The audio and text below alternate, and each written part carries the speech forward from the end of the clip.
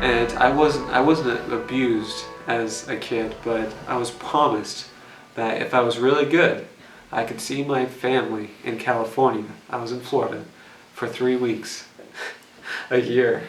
Well, that's going to be hard if you only get 4 days off in 365. Yeah, but I was happy that I could live with 3 weeks. That time came, and they said, there's a policy of time and met. It didn't apply, to save you a long story. And I said, wait, so you're going back on your word to a 13-year-old. You're only going to give me 1 week. They're in California. I lose 2 days traveling. So at that point, I called my mom, and I didn't know what I was doing. I was 13. I said, Mom, withdraw your permission for me to be in the Sea Org. Click. Right, 3 days later, I had a plane home. But they were really shady in what happened next.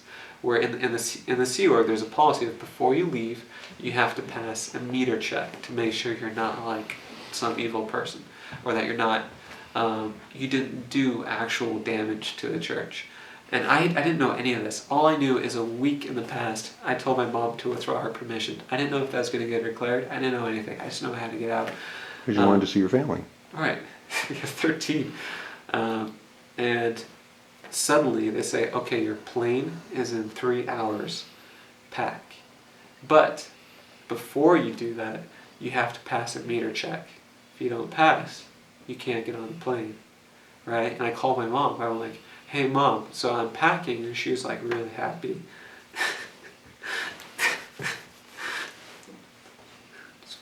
It's okay. It now, because back in those times, there was never a set time where I could call my family.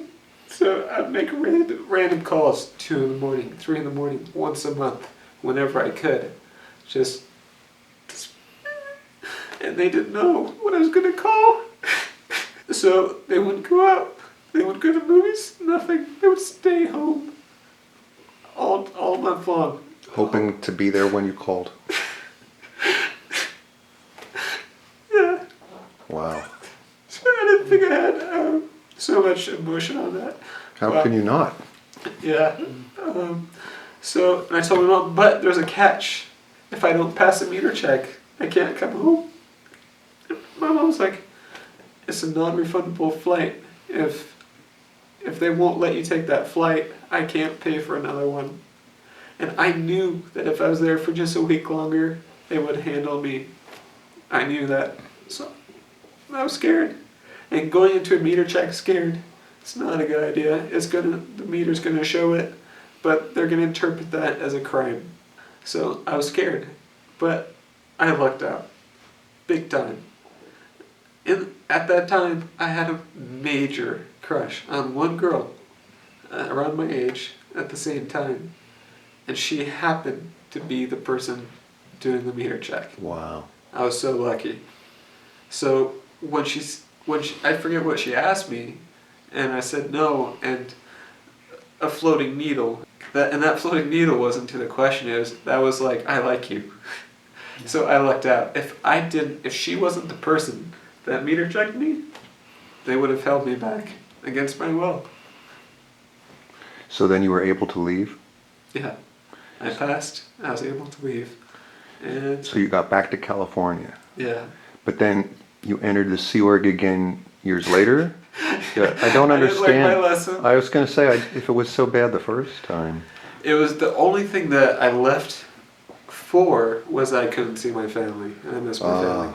I didn't know about any of the internet stuff or the floating needle alterations or any of that yet. So when I joined the second time, I thought I was doing the only thing that could save the world. And this time you were in California so you could see them, you thought? In theory, yeah. So that was like 2.5 years ago? Yeah. And then you were stationed here in LA, right? Yeah. And what when you rejoined, you didn't have to do a States Project Force again? Did you just go on to a boat? No, I had to do States Project Force again. So, and then during the time, I had my BlackBerry stolen from me by my senior senior, which was great. Yeah, because when you join, you can't have cell phones, and I just had a fresh contract with Sprint, which they made me cancel to give me another $300 fee in my name for joining the Sea Org, which was great. When you join, they say they're going to help you handle all of your debts, not incur them. So I had a nice, fresh BlackBerry tour. I love that phone. But when you join, you can't have phones. Right. And so I do the estates project for us. I finish. I'm like, "Where's my phone?" It's a $300 phone. And they're like, "What? What phone? Who?"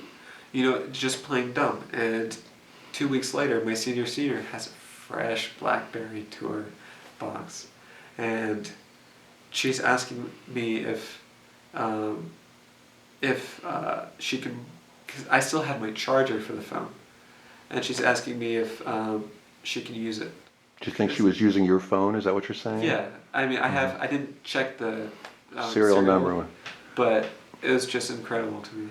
And then she just tries to take the charger too. Yeah, but I think she thought that would have been too much, so I could keep the charger. To charge what with?